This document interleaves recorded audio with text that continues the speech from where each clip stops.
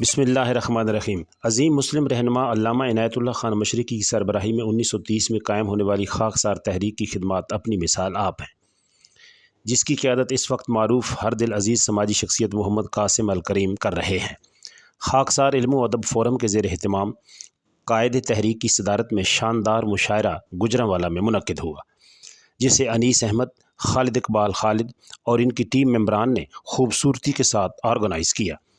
Star travels کے حال میں منعقدہ اس پروقار ادبی تقریب میں لاہور سمیت مختلف شہروں سے آنے والے شاعروں اور شاعرات نے اپنا عمدہ کلام پیش کیا اور خوب داد حاصل کی۔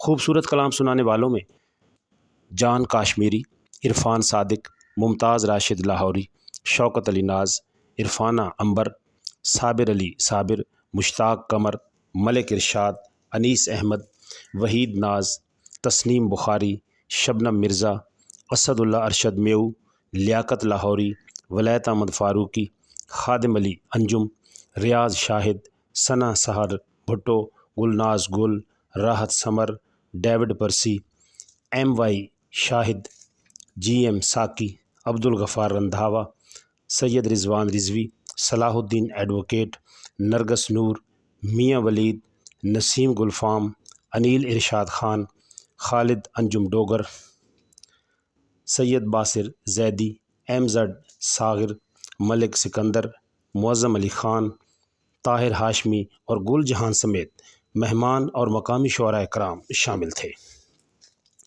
محمد عتیق، نائلہ شوکت اور محمد سعید بھٹی نے عمدہ نظامت کی۔